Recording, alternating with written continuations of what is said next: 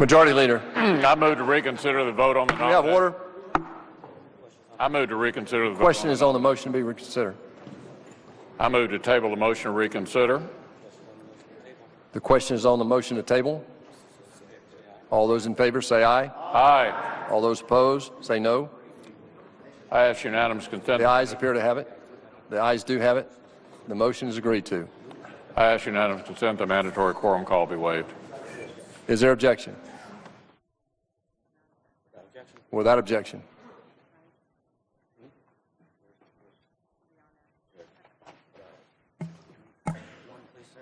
The clerk will report the motion to invoke cloture. We, the undersigned senators, in accordance with the provisions of Rule 22 of the Standing Rules of the Senate, do hereby move to bring to a close debate on the nomination of Tom Price to be Secretary of Health and Human Services, signed by 17 senators. By unanimous consent, the mandatory quorum call has been waived. The question is it the sense of the Senate that debate of the nomination of Thomas Price of Georgia to be Secretary of Health and Human Services shall be brought to a close? The yeas and nays are mandatory under the rule. The clerk will call the roll. Mr. Alexander. Sure. Sure. King. Menendez.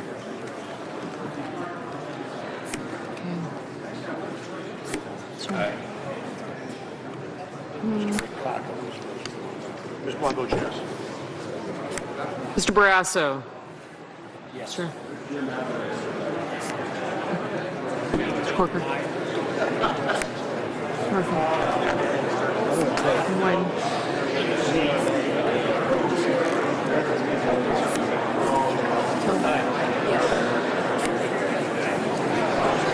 Mr. Bennett. Did he say no? Mr. Hyra.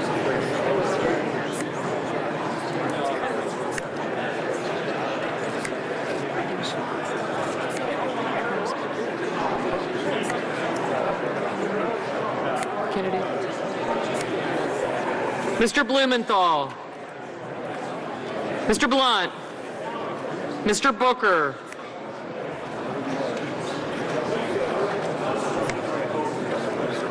Mr. Bozeman.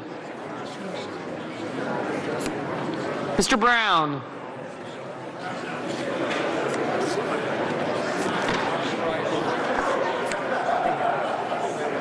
Mr. Burr, Ms. Cantwell.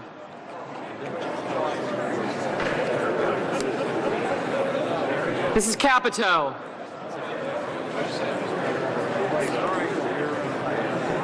Mr. Cardin, Mr. Carper.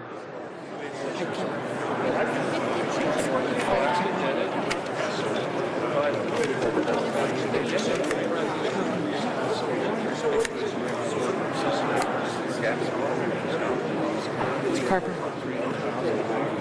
Mr. Casey. So no, I'm still.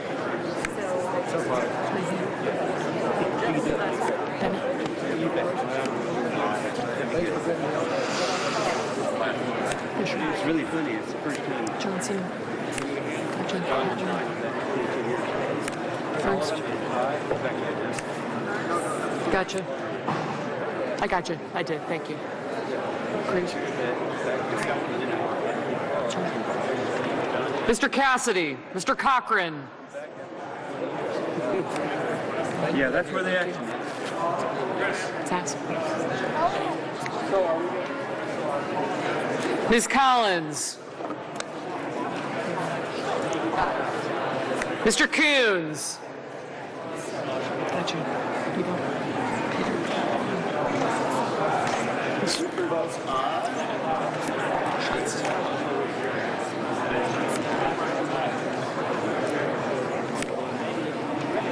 Mr. Corker, Mr. Cornyn,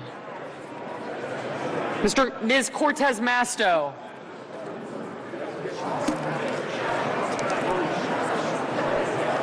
Mr. Cotton, Mr. Crapo, Mr. Cruz, Mr. Daines, Mr. Donnelly, Ms. Duckworth, Mr. Durbin, Mr. Enzi, Mrs. Ernst, Mrs. Feinstein, Mrs. Fisher. Mr. Flake. Mr. Franken. Mr. Gardner. Mrs. Gillibrand.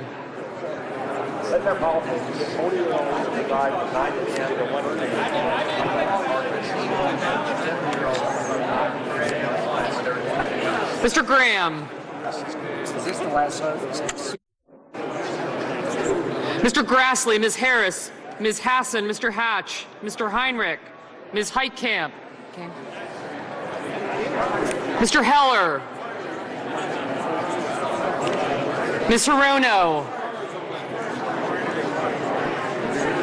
Mr. Hoven, Mr. Inhofe, Mr. Isaacson, Mr. Johnson, Mr. Kane, Mr. Kennedy, Mr. King, Ms. Klobuchar, Mr. Lankford, Mr. Leahy, Mr. Lee. You got me recorded, right? Yeah, I do. Okay, Thanks. thank you. Mr. Manchin, Mr. Markey, Mr. McCain, Mrs. McCaskill, Mr. McConnell, Mr. Menendez, Mr. Merkley, Mr. Moran, Ms. Murkowski. Thank you. Mr. Murphy, Mrs. Murray, Mr. Nelson, Mr. Paul, Mr. Perdue, Mr. Peters,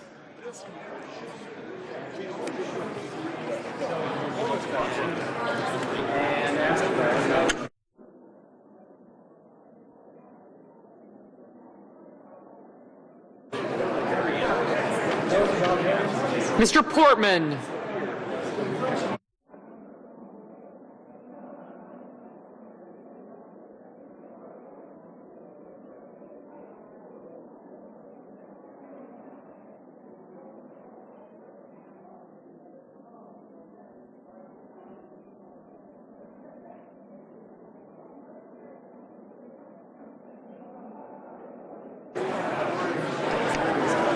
Mr. Reed, Mr. Risch. Thank you. Mr. Roberts, Mr. Rounds, Mr. Rubio,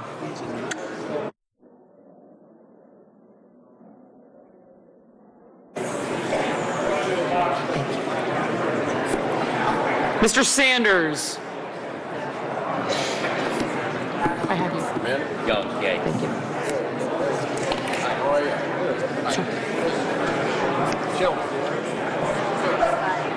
Mr. Sass, Mr. Schatz, Mr. Schumer,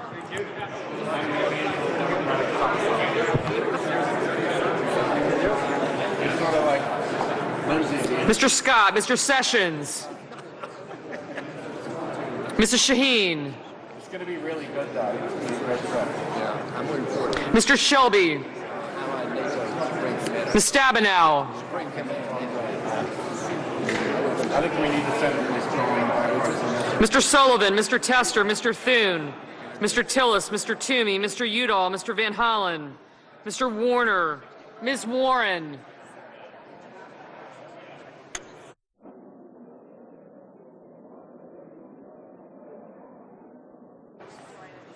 Mr. Whitehouse, Mr. Wicker, Mr. Wyden, Mr. Young.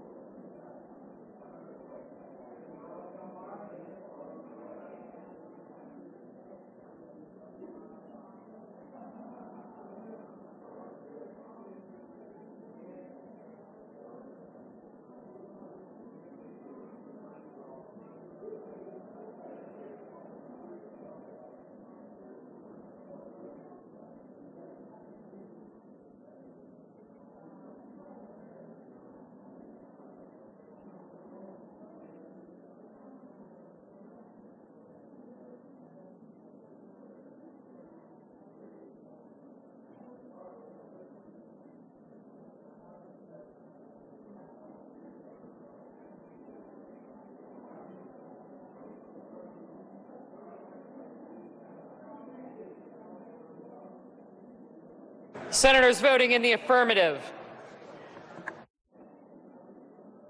Alexander, Barrasso, Blunt, Bozeman, Burr, Capito, Cassidy, Cochran, Collins, Corker, Cornyn, Cotton, Crapo, Cruz, Daines, Enzi, Ernst, Fisher, Flake, Gardner, Graham, Grassley, Hatch, Heller, Hoeven, Inhofe, Isaacson, Johnson, Kennedy, Lankford, McCain, McConnell, Moran, Paul, Perdue, Risch, Roberts, Rounds, Rubio, Sass, Scott, Shelby, Sullivan, Thune, Tillis, Toomey, Wicker, and Young. Senators voting in the negative: Baldwin, Bennett, Blumenthal, Booker, Brown, Cantwell, Cardin, Carper, Casey, Cortez Masto, Donnelly, Duckworth, Durbin, Feinstein, Franken, Gillibrand, Harris, Hassan, Heinrich, Heitkamp, Hirono, Kane, King, Klobuchar, Leahy, Manchin, Markey, McCaskill, Menendez, Murphy, Murray, Peters, Reed, Schatz, Schumer, Shaheen, Tester, Udall, Van Hollen, Warner, Whitehouse, and Wyden.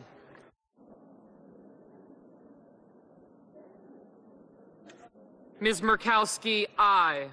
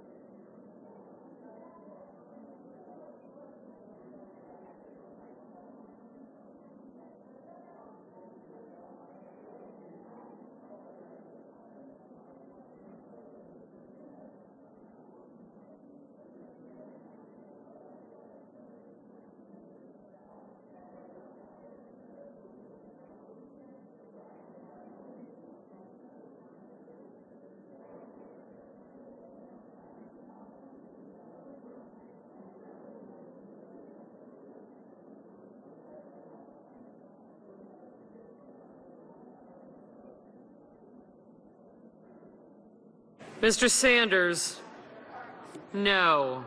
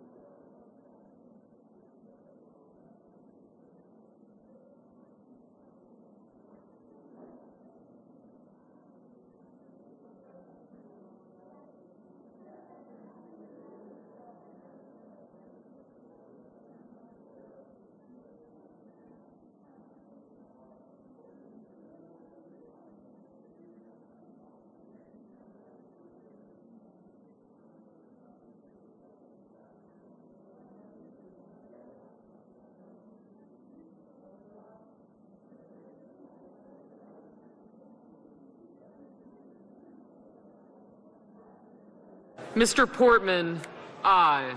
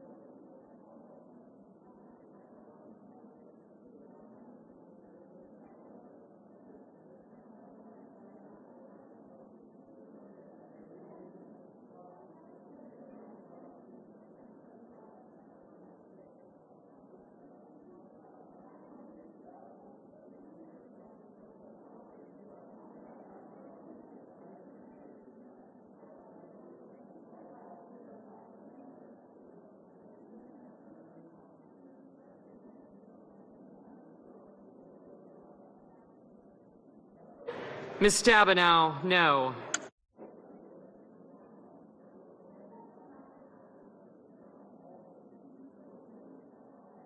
Mr. Lee, aye. Yes, sir.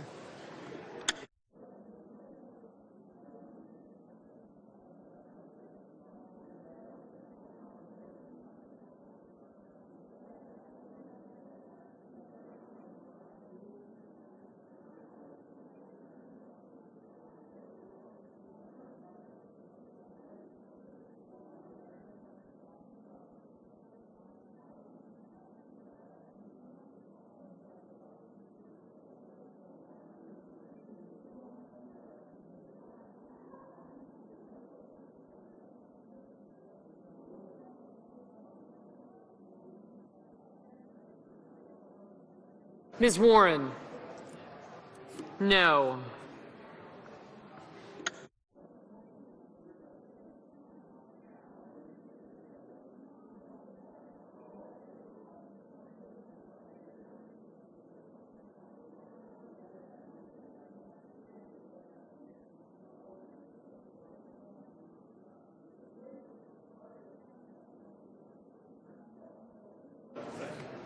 Mr. Coons, no.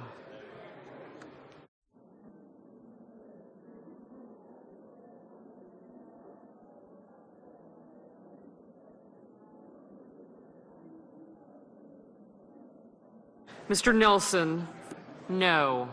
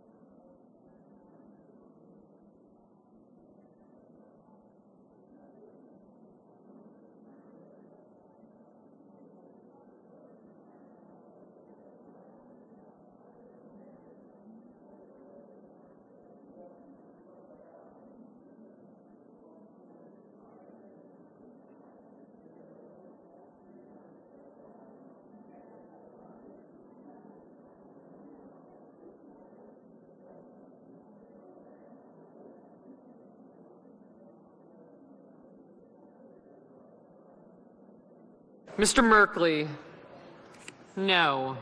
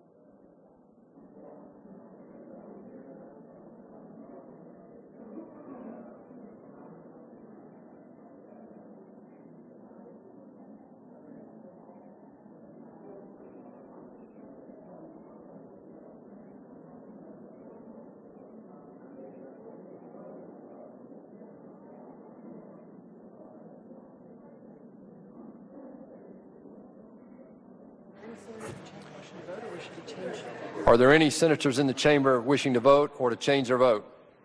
If not, the ayes are 51, the nays are 48. The motion is agreed to.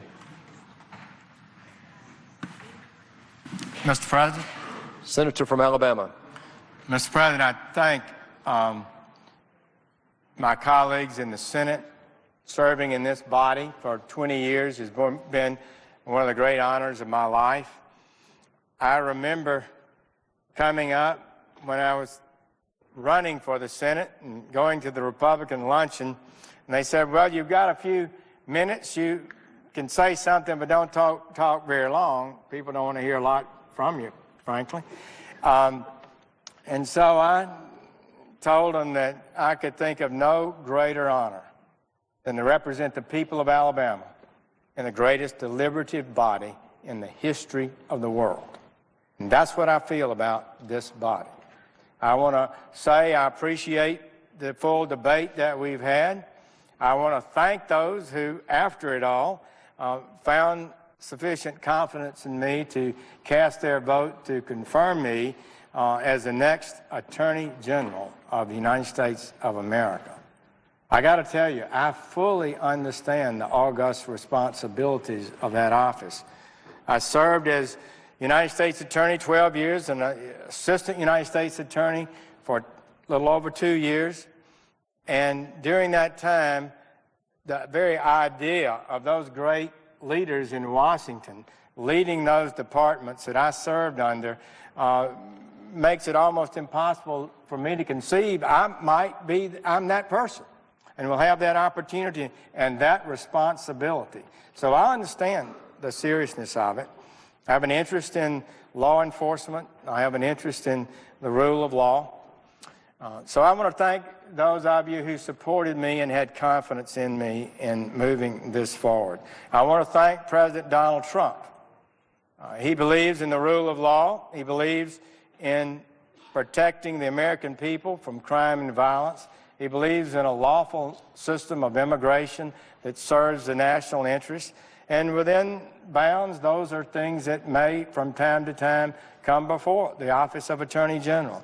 And I look forward to lawfully and properly advancing those items and others that we as a body share, the American people believe in. The Attorney General, this is a law enforcement office, first and foremost. People expect us to be those who defend us from terrorists, defend us from criminals, defend the country from fraudsters who raid the United States Treasury time and time again and too often not being caught or held to account for it. I believe that's a big responsibility of the United States Attorney General and this whole Department of Justice. As a former federal prosecutor, I worked regularly, nights, weekends, became personal friends with fabulous federal investigative agents. They give their lives, place their lives on the line for us to promote public safety, to try to do the right thing for America. And sometimes people think them as some sort of beady-eyed plotters to take away our freedoms. That is not so. They're out there every day putting their lives on the line to advance our freedoms, to protect our liberties, to protect public safety, to stop terrorism that threaten our government. So I feel strongly about that, and I had the honor to lead some of the finest assistant United States attorneys in America. Our goal, well, before I became an assistant, I was told that Mobile had the best U.S. Attorney's Office in America. So when I came back as U.S. Attorney some 4-6 years later, I told them that was our goal. We want to have the best United States Attorney's Office in America. And what a great time we had. We had wonderful people. They worked nights and weekends to prepare their cases. We went before great federal judges, and it was a glorious time. It was really a special time. And I will never, ever get over that. When I was before the committee in 1986, and Senator Kennedy, later my friend, spoke harshly about me was in the TV. They would show his statement, I should resign my office. And so I got my chance some few minutes later when I had a chance to say something. I said, Senator Kennedy, what you said breaks my heart. Nothing I've ever done have I been more proud of than serving as United States Attorney.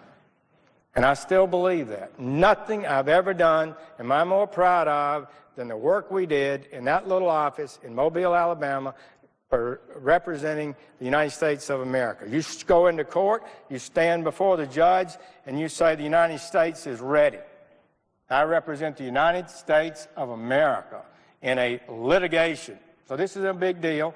And so I would say to you, friends and colleagues, that this is a special honor. I feel it in my bones. I hope and pray I can be worthy of the trust you've given me. I'll do my best to do that. And let me comment a minute on the heated debate that we've had here in the Senate on my nomination and others. It was an intense election, there's no doubt about that.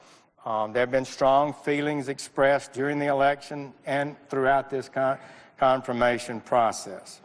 And some of the times we have philosophical disagreements, just sincere disagreements about policy, what's right and what's wrong, what the law says, what it doesn't say. I believe words ought to be given fair and plain meaning. Words aren't tools that can be manipulated to make it say what you want it to say. I believe words have objective meaning. So we have sometimes differences about that. But that's what elections are about. And I've always liked the debate.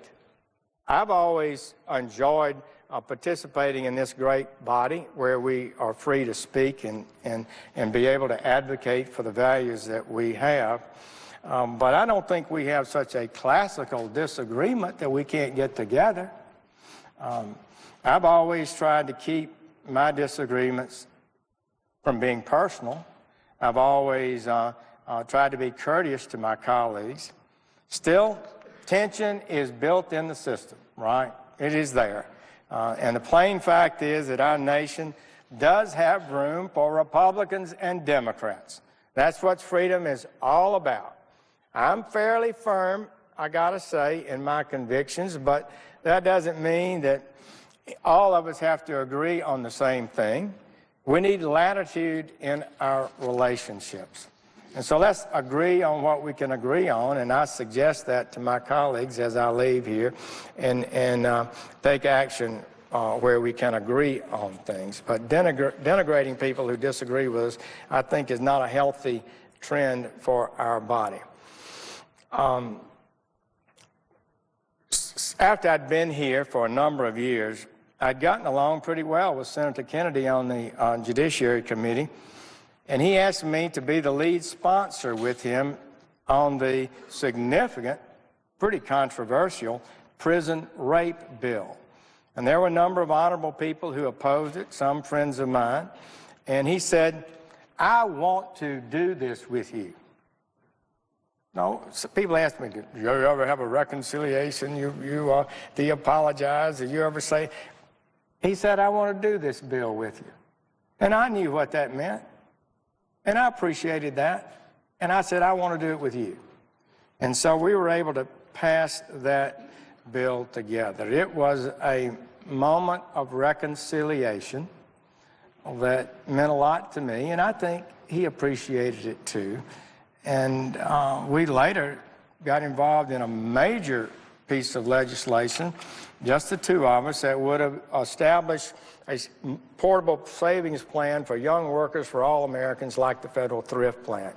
About that time, the financial crisis hit, and then he had illness, and it never came to fruition. But reconciliation is important.